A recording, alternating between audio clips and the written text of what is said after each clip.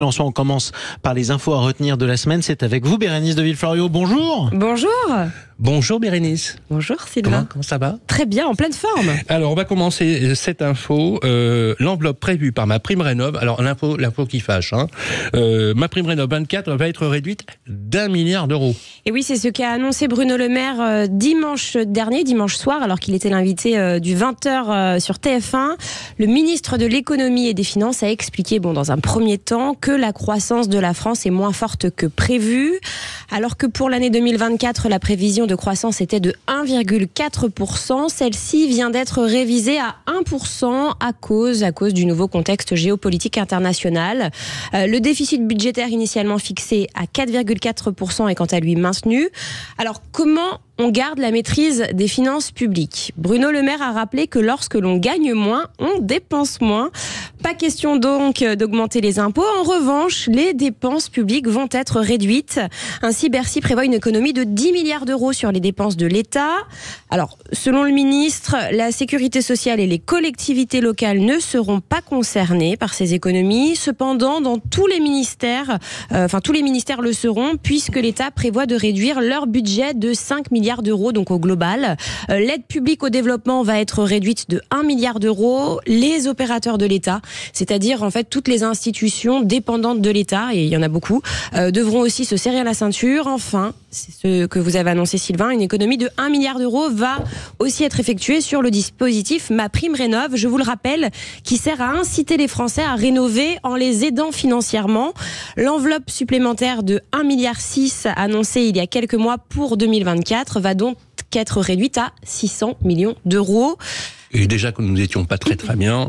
Voilà. On va continuer d'ailleurs à parler rénovation énergétique et diagnostic de performance énergétique, le fameux DPE, les amis, vous savez très bien ce que c'est, avec un simulateur en ligne pour estimer la nouvelle étiquette de votre logement. Est-ce que ça marche? Oui, alors je vous rappelle que récemment le gouvernement a changé le mode de calcul du DPE, le diagnostic de performance énergétique, pour les surfaces de moins de 40 mètres carrés qui étaient qui était plus pénalisé que les autres. Alors vous vous demandez peut-être, vous qui nous écoutez, si c'est le cas de votre logement. Eh bien, un simulateur gratuit est disponible en ligne sur le site de l'Agence pour la transition écologique, qu'on appelle l'ADEME. C'est très simple, c'est observatoire-dpe-audit.adem.fr. Vous allez arriver sur une page, à gauche, vous allez voir, il y a une petite case, on vous demande le numéro de votre DPE ou de votre audit énergétique.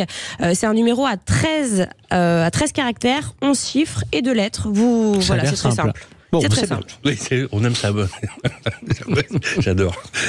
Alors si vous voulez acheter, on a quand même une bonne nouvelle. Oui, quand même. Je finis par la bonne nouvelle. Jean-Marie, vous voulez le dire? Oui. Bon, on va le dire. Alors, une bonne nouvelle, l'apport personnel demandé par les banques est moins élevé. Oui, enfin, c'est ce qu'on constate en février. Les banques demandent en moyenne un apport semaine moins conséquent pour les crédits immobiliers. Ce sont les courtiers de Finance Conseil qui ont dévoilé ces statistiques cette semaine. En moyenne, sur toute la France en ce mois de février, pour un crédit immobilier, l'apport personnel est actuellement de 54 798 €, alors qu'il était de 65 700 € en 2023, il y a 2 mois. En d'autres termes, la bonne nouvelle, c'est qu'on ne vous demande plus un bras, on vous demande un avant-bras. Mais c'est une baisse de 16% quand même.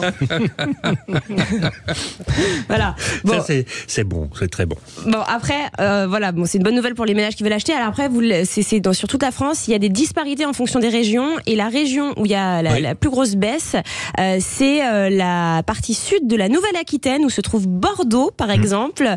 Là, on constate une baisse de 45% pour la demande d'apport. Spectaculaire. Il était temps. Il était temps.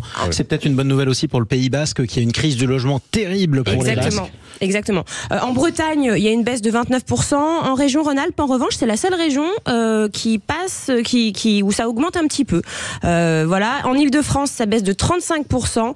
Donc voilà, en gros, les acheteurs, les emprunteurs gagnent en pouvoir d'achat. Et il faut savoir que pour les primo-accédants, donc pour les jeunes dont c'est le premier achat, l'apport représente maintenant 25%, alors que l'année dernière, c'était 28%. C'était beaucoup trop. On est encore à un quart, en tout cas. Merci beaucoup, Bérénice de Villefloriot.